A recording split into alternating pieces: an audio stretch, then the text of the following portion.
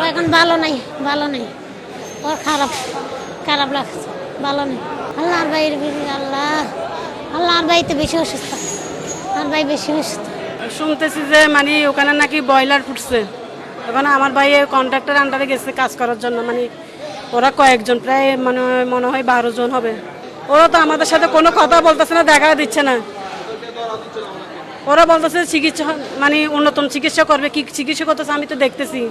ওখানে সিটের মধ্যে প্লাস্টিক সার্জারি করে ফেলে রাখছে। ওয়েল্ডিং এর কাজ চলছিল, ঠিক আছে, বাইরের রুমে যেখানে জেনারেটর বসেছে, ওখান থেকে হঠাৎ আগুনের সূত্রপাত হয়েছে। এটা কন্ট্রোল রুমটা তো লাগানো, ওখানে সহ ছড়াই গেছে আগুনটা। তো আমরা 11:30টার দিকে প্রায় 10 জনের মতো রুগী পাই, তার মধ্যে 2 জন হচ্ছে আউটডোর, অল্প পোড়া, ওনাদেরকে আমরা চিকিৎসা দিছি। আর হচ্ছে বাকি যে 8 জন আছে এগুলি অনেক ম্যাসিভ পোড়া, এগুলি বোয়ালখালীতে সম্ভবত কোনো একটা লবণ ফ্যাক্টরিতে দুর্ঘটনা হয়েছে। কিভাবে হয়েছে এখনো পর্যন্ত আমরা কনফার্ম না, হয়তো সিলিন্ডার বিস্ফোরণ হতে পারে বা যে কোনো জেনারেটরের কাজ হতে পারে।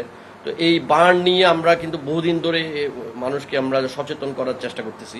তো এই যে 8 জন রুগী আমাদের এখানে বর্তমানে ভর্তি, সেই 8 জন রুগীর মধ্যে একেবারে সর্বোচ্চ 95% থেকে শুরু করে এবং সর্বনিম্ন 20%ও আছে। এবং শুধু তাই না, এই যে কম আছে তাদেরও সবার কিন্তু শ্বাসনালী পুড়ে গেছে। আপনি গিয়ে দেখবেন, যদি ওনাদেরকে দেখেন আপনারা দেখবেন মুখের সব জায়গায় পুড়ে গেছে। তো মুখ যখন পুড়ে যায় তখন মানে যেটা লাংস, ওটা ইনজুরি হয়। লাংস ইনজুরি হলে আস্তে আস্তে রুগী খারাপের দিকে চলে যায়। যাক, এনিওয়ে আপনারা হয়তো জানেন, আমরা 3 মাস আগে আমাদেরকে ডাইরেক্টর স্যার 5 বেড একটা আইসিইউ আমাদেরকে দিছে নিচতলায়। তো সেই আইসিইউতে আমাদের এখন রুগী থাকে। তো অলরেডি আমরা 4 জন রুগী, আমাদের আগে থেকে একটা রুগী আছে, 4 জন রুগী যেগুলি সবচেয়ে বেশি খারাপ সেগুলিকে আমরা আইসিইউতে ট্রান্সফারের প্রক্রিয়া চলতেছে। আর বাকি যারা থাকবে ওদেরকে চিকিৎসা এভাবে চলবে। আমরা মোটামুটি যতদূর সম্ভব ভালোভাবে চিকিৎসা করার চেষ্টা করব। আর হচ্ছে যে এই উনাদের যেভাবে পুড়ে গেছে, মানে উনার সম্ভবত কোনো মানে আপনার এই যে বিস্ফোরণের মতো সিলিন্ডার বাস্টক বা আপনার ডাইনামো বাস্টক, যে কোনো কারণে এই ইনজুরিগুলি অনেক বেশি হিট করছে। হ্যাঁ, দেখবেন যে মুখ, তারপর চেস্ট, গলা এগুলিতে পুড়ে গেছে। তো এইসব যখন এইভাবে যখন পুড়ে যায় তখন মানুষের অনেক বেশি লাং ইনজুরি হয় এবং সেটা 24 ঘন্টা পরে আবার পানি জমে যায়, আস্তে আস্তে মানে রুগী খারাপ হয়ে দিকে চলে যায়, তখন মানে আপনার আইসিইউ লাগে আর কি।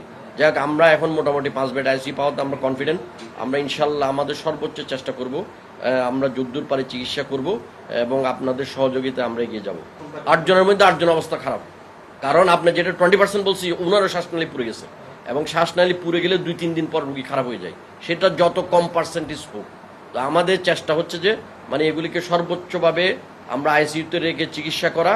আমাদের যেহেতু আমরা এখন মোটামুটি 5 বেড আইসিইউ আছে, আমরা চেষ্টা করব সর্বোচ্চ। হ্যাঁ, সবাই সহযোগিতা করবেন। আর ঢাকার ব্যাপারে আমরা এখনো কনফিডেন্ট, এইভাবে চলবে, চিকিৎসা চিটাঙে হবে। কেউ যদি ওনাদের আত্মীয় স্বজন কেউ যেতে চাইলে আমরা বাধা দিব না।